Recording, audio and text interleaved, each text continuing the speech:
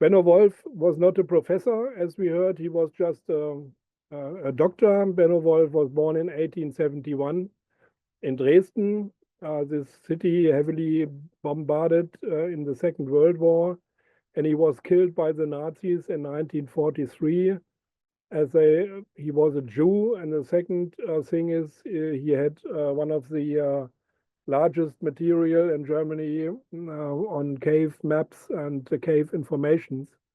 And the Nazis needed this material, and they wanted to kill him after that because they didn't need him anymore. This person was always interesting for me, as he was a really even internationally famous caver. Many information came from the outside. He was even a honorary member from the cavers in the UK, but in Germany, nearly nobody knew him. And when I became the editor, I started to work on Benno Wolf and found out with some colleagues, I was not alone, some information on him. And now he is quite known. He's also a Wikipedia site on Benno Wolf. There was nothing in this kind before. Benno Wolf came from Dresden.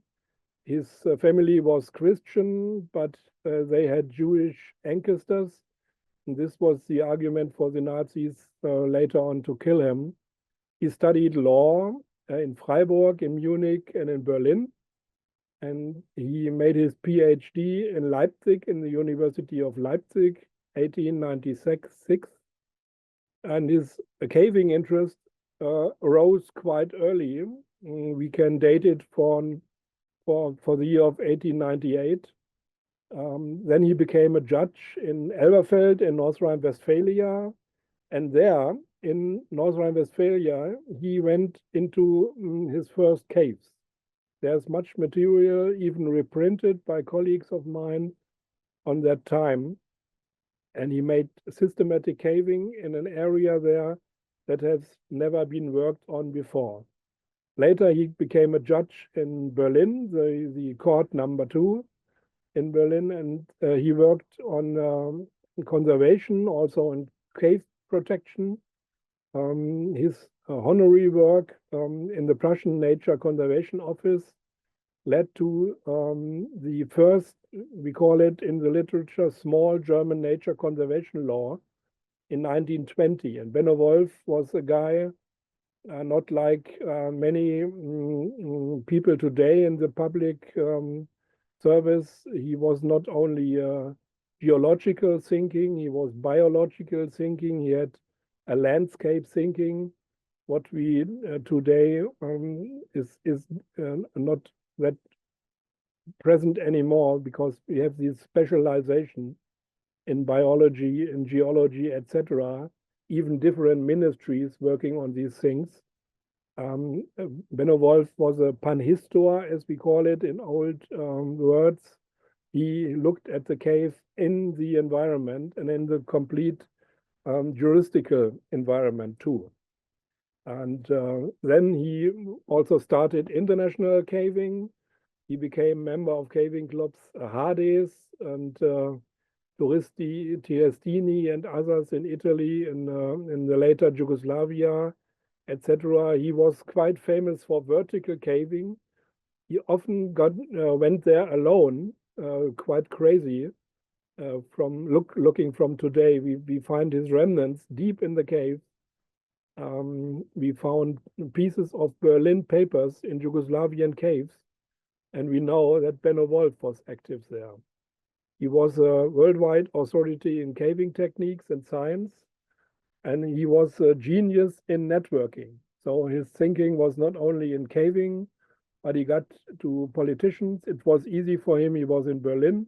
He had all these political and scientific networks. He was a good networker and gathered people around him in friendship and in networking.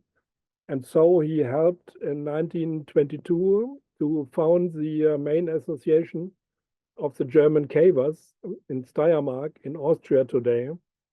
And in Berlin, also 1 year later, in 1923, he founded the Berlin Caving Society. There's still a caving society today, and many people around the world know Michael Laumann's. And if you look into history thinking, Michael Laumann's is in the role that was Benno Wolf before in the 1920s. When the Nazis took over in 1933, he became problems. I will show you in the next slides. Maybe this is one of the reasons. I couldn't figure out up to now. I looked to the UK and asked many international cavers, but all these guys are dead, and the younger ones don't know. Benno Wolf became in 1936 the BSA, a BSA honorary member. And I had the idea that these UK cavers did that to help to protect him under Nazi conditions in 1936. But this is just an idea. I have no paper, no file documenting that. He had a really giant private library and archive on caving. And this is one of the reasons that he was an instigator of cave registries. One of his goals was to create a cave registry of the world. Nearly impossible today. Nobody could do that anymore. But in these times, there was a chance, and if he would not have been killed by the Nazis, maybe he would have done this cave registry of the world. This is one of the reasons the Nazis killed him. He knew too much. And as we heard in the first talk, he was author of the first cave animal catalogs. I will show you later. This is the original scan of the original Mitteilungen der Bundeshöhlenkommission. So the first documents from the German Caving Association in these times merged. Two countries were in there, the Germans and the Austrians. Today, this would not be possible because after World War II, we have these more or less more national thinking in the scenery. Maybe with the European developments, we get new structures or better structures on there. Okay, we see Benno Wolf here. You see him. It is here at my mouse, Benno Wolf. Different thinking. The big beard just grew after his retirement, and the Nazis threw him out from the public service. Here there was a conference 1927 in Hungary. We don't have too much photographs on Benno Wolf. That's the problem. He published very much, but on his person, there is nearly, it's hard to find material on him. He always worked for others and not for himself. He was not a guy putting himself in the first light. So when the Nazis took over, the Jews were discriminated, you know that. A sad story, and Dr. Wolf was forced to leave the public service. He did it by himself. Some months later, the Nazis would have thrown him out as he had Jewish ancestors. And this is what he did after his retirement. He was a pioneer in speleological catalogs and other research and publications. And we see here the number 11 of the Animalium Cavernarum Catalogus, so the International Cave Biology Catalog, printed in the Netherlands.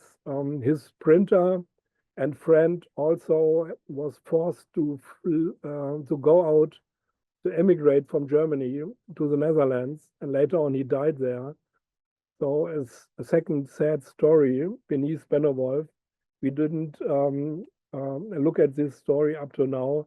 There's not much material on his printer or editor. And this is what he tried to do. He worked on he developed the Zentralhöhlenkataster, so the central cave cadastry or registry of Germany, so Germany and Austria. And he was the pioneer of that, starting with this work in 1924, so quite early for our conditions in our country. With the time, he got more and more problems. The Nazis made him stress. He was poor. He nearly had any money. He was discriminated. Many colleagues stepped aside. This is typical for dictatorships. You are my friend or you are my enemy. And it's a bit hard to be gray in the middle. Many people did it. There was one brave and really active guy who helped him. And this was a guy who was really gray, in the words of Oyer. He was a factory owner and he was important for the Nazis with his factory. He produced handkerchiefs for the military, and he was a private collector of biological items. Julius Riemer, a really important man. I adore him because he really tried to help and to save the life of Benno Wolf. He even went to Adolf Hitler to appeal on Hitler to save the life of Benno Wolf. This is not quite easy in the middle of the Second World War. It was a risk for him, but he did it. But he had no chance to help Benno Wolf. So Benno Wolf made his legacy. Here is the original legacy in the Hornstraße 6. You see here in Berlin his last normal house where he lived in 1936, and he gave his legacy to his best friend and colleague, to Julius Riemer. Benno Wolf knew what might come. He was a bit naive. He had no idea that the Nazis even would be willing to kill him, but he was quite aware on the problems that he had and he would become in the future. What he did not knew or underestimated, Heinrich Himmler, the SS chief, there was these Nazis, and especially Himmler, they were eager to use the caves and also galleries and mines as underground shelters, because the air raids became dangerous for the German Reich, and the air raids even reached Berlin and the industrial areas in the middle of Germany. And the Nazis tried to bring their production underground. So Hitler tried to take possession of the caving clubs, and especially their cave registries, for this underground development. And this is one example from the Harz region. This is a mine, not a cave. I will show you a cave later. This is a mine for underground production on the northern Harz Rim, for Junkers and other airplane machinery to produce underground.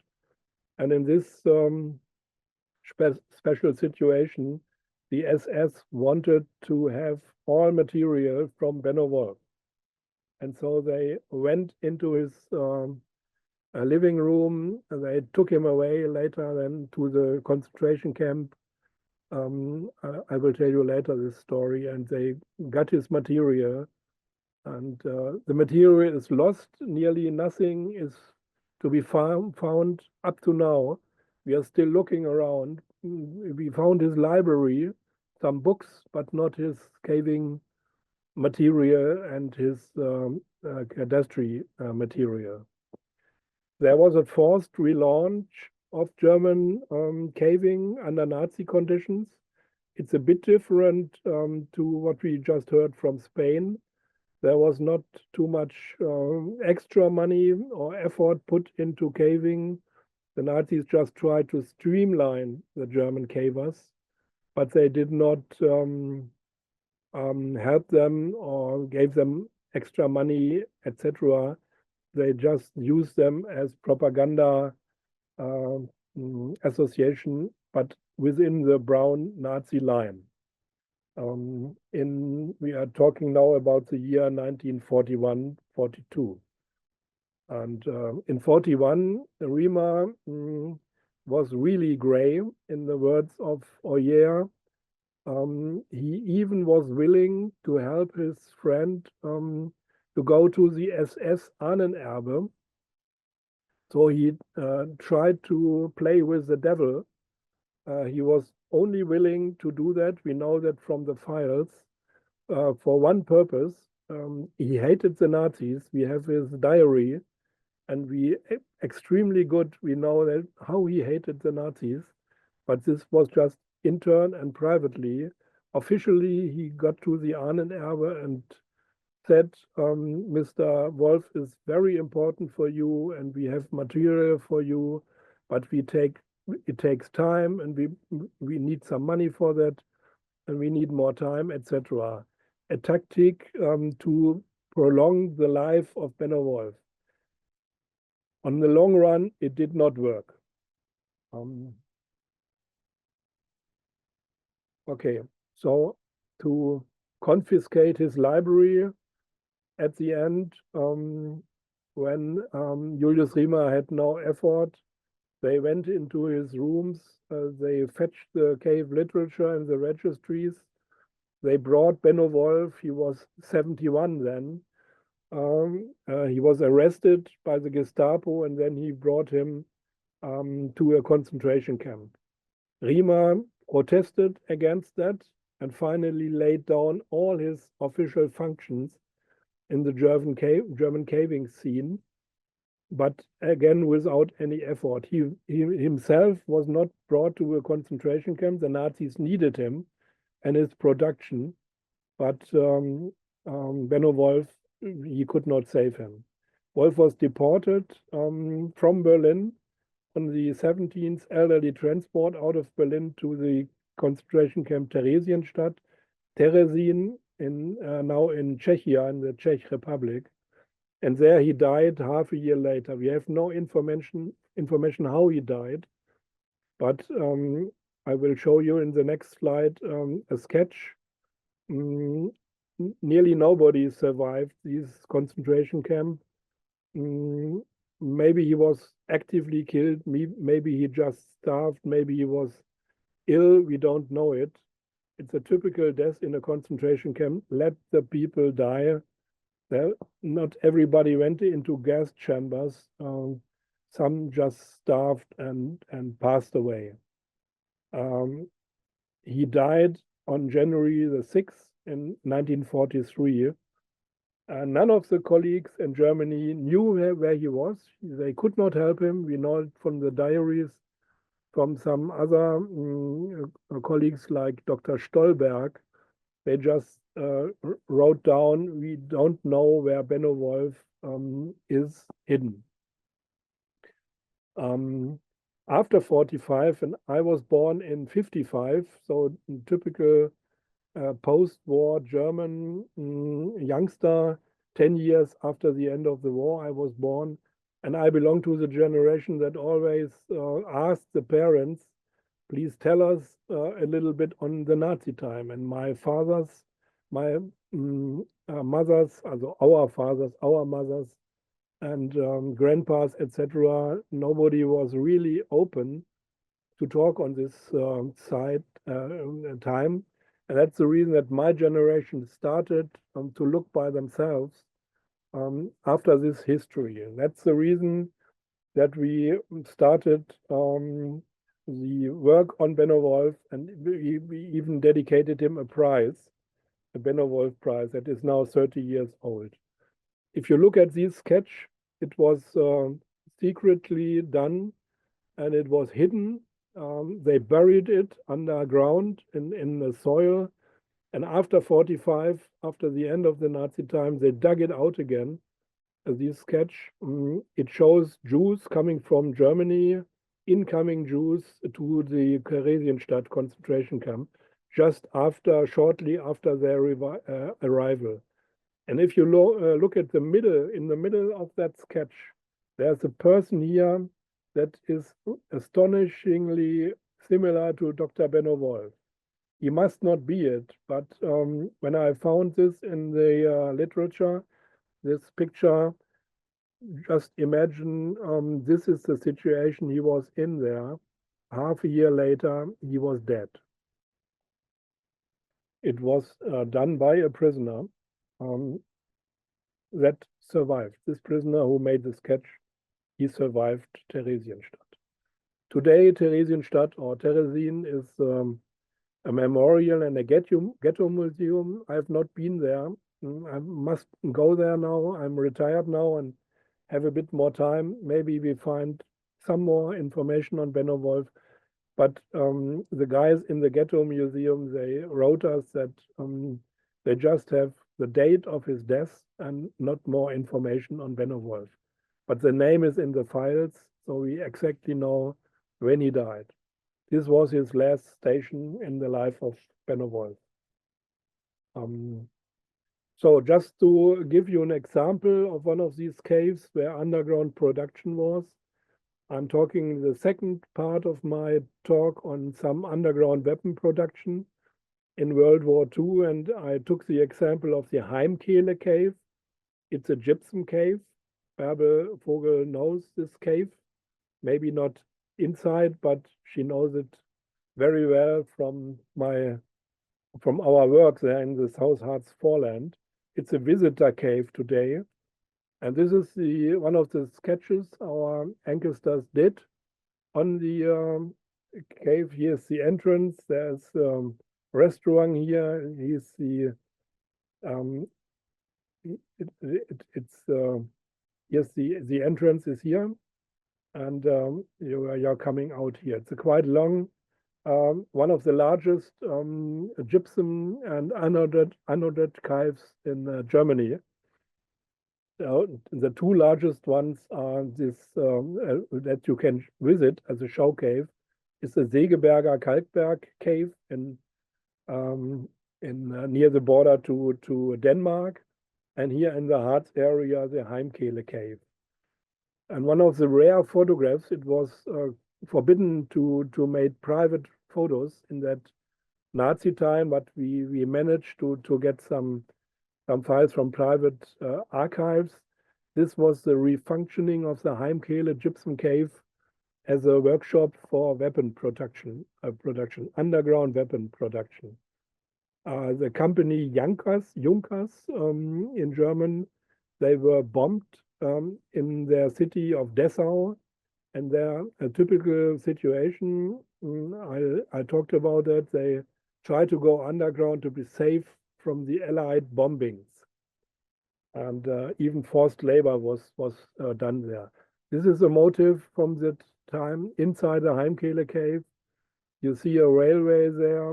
All this weapon production destroyed many features of the natural caves. This is just effect of the Nazi production underground. It's all over the world, not only in the Nazi area. When the ministries decide to go with underground production in natural caves, we have these losses of natural features. And hardly to imagine, this is a workshop in the cave. So there's set there workshops in the rooms of the caves, and they produced airplane landing gears and landing tools there for the Junkers company in the Second World War. This is one of the rare photographs. It was especially forbidden to take photographs on slave laborers, and there were 250 concentration camp prisoners working just in and on that cave. And this is one of the photographs with these slave laborers at the Heimkehle cave. It's from the archive of Frank Baranowski, a colleague of us. Frank is the only one who has photographs with prisoners, concentration camp prisoners in that cave. We don't have any other archive showing these photographs. So when the Second World War ended, this is also interesting. The Allied secret services came in from all the Allied forces, the British, the French, the US, and the Russians, so the Soviets. And they all wrote reports, the secret services wrote reports on what they found, because the Nazis were in the first front of technology in some areas worldwide, not only rocket technology and Werner von Braun, this is the most famous story, but also other things. The Nazis were quite far ahead. And this is one of the reports of Secret Service from the UK. It's the Combined Intelligence Objective Subcommittee, and it's a report of underground factories in central Germany, also on caves. All these reports are open. There's nothing confidential anymore. We went to UK. Today we would beg for a PDF, but when we started our work, we had to go there into the archive near London, and we got these reports for £0.50 or so, and I have them still in my private archive. It's no problem to buy them. There are still hundreds of copies there. I have seen them in a large airplane hangar, stapled there, all these interesting reports. So the Allied wrote the history of the German production over and underground, which is really interesting for the writing of our history from this time. And this is the cave map of the CIOS. This is another document, CIOS, again, Central Intelligence Objective Subcommittee. The team 163 was in the Heimkehle cave, and they made a precise documentation on what was done there. You see here the machine shop, the transformer and switching station, etc., etc. This is the part of the cave that was partly destroyed for the weapon production underground.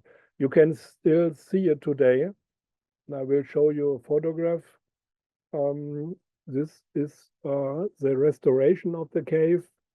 If you go in and don't know anything about this Nazi time production, you would not imagine that this was done there. But there are clear remnants, like the flat ground. You see the concrete ground here in this room. It's a really flat ground done by concrete. They destroyed the natural ground of that cave rooms, the Nazis, in the production. And today you find in this cave a memorial for this time on slave laborers in the Heimkehle. The biggest memorial I know in the whole of Germany, underground, and giving a memorial to these production situations in our natural caves, in some of our natural caves. So the younger generation, if you look at my photograph here speaking, I'm a quite old man now, going up to the 70s, nearly done. But in these times, we were younger. You see here, this is the year 1994. And in this time, I was instigated by some colleagues who did not want to do it by themselves. They said, please, Friedhart, take a heart, let's help writing the real history on Benno Wolf. And I said, okay, I'm not a child of the Second World War. I'm complete free of all these things.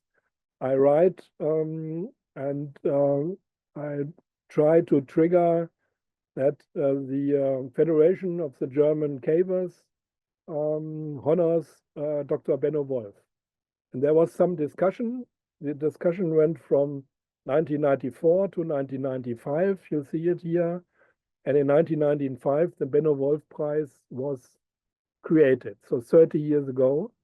And I'm quite proud of that because I think it was centuries too late. We should have done our German cavers should have done that in the 50s or 60s. but nobody did it. So we did it in the 90s. Not a good part of our history, but again, we did it. And you see here Professor Kempe, Stefan Kempe, maybe the most known German caver worldwide, University of Darmstadt, now retired, with his wife here, and our Bärbel with your adjunct second president. This is the Benno Wolf Prize we gave in the last year, 2024, to Stefan Kempe in the middle of that photograph. Okay, this is a memorial stone on the last room where Benno Wolf, last house where Benno Wolf lived under normal conditions. And you see here in German, hier wohnte, so here was living Dr. Benno Wolf, a Jahrgang, so born in 1871, deported 1942 to Theresienstadt, and he died in March 43. And another thing that we did not, but then our prize triggered many developments. We are quite proud of that. And this is a so-called Berlin Memorial Plate, and it was situated at the house where Benno Wolf worked as a judge. And this house where he worked has this plate now, remembering on the work of Benno Wolf in natural conservation. So, thank you so much. The prize is now 30 years old. We are 30 years older too. And thank you in the memory of a great caver working under conditions of really problematic fascist systems and killed by the Nazis under these conditions too. Thank you so much for your attention.